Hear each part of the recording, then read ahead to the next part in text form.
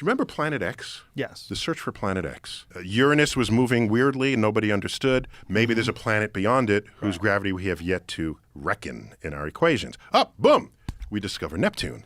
Wait a minute, Neptune is moving a little unfamiliarly. We're looking at Neptune's orbit. It's not following Newton's laws. Well, we've been down that road before. Uranus didn't follow Newton's laws. We proposed another planet and we found it. So Neptune's not following all the laws of gravity that from all the other planets in the sun. There must be another planet out there, a Planet X. Let's look for it. Everybody started looking, including Percival Lowell back in the 1920s. So he sets out looking for it and he doesn't find it. Then he hires Clyde Tombaugh. And he dies, so he doesn't see the results of this. Clyde Tombaugh, he said, I can't find it either. I will just systematically search everywhere. Because if you think something's affecting you gravitationally, you're moving differently. Where must the thing be to tug on you so that you're moving in that way?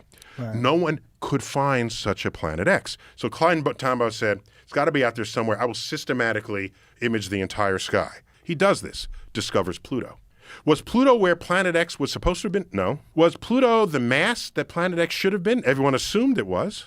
But over the decades, the mass of Pluto got lower and lower and lower as our estimates got more and more accurate. Then we found out that Pluto is 1/5 the mass of our moon, made of half ice. And this is why Pluto got into trouble later in the 20th century. It's not. Pluto just never belonged in that list to begin with. There's still the matter of Neptune's orbit. Pluto did not have enough mass to make those changes. So the search for Planet X continued.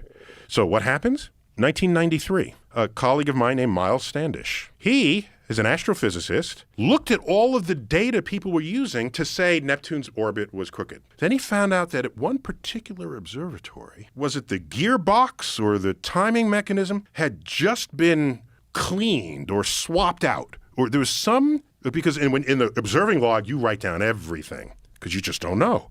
Okay, was there a glitch in the current? Was there a bird fly over? You make notes of everything. One of the observatories whose data was being grafted together with the other observatories had this sort of gearbox. I don't remember if it was a gearbox. There was some mechanical adjustment that was made. He said, I wonder if that had an effect on the positioning of this telescope. He removed those data from his analysis and fitted data to all the other telescopes that he had for the positions of Uranus, of Neptune. When he did that, Planet X evaporated in that instant. In that instant.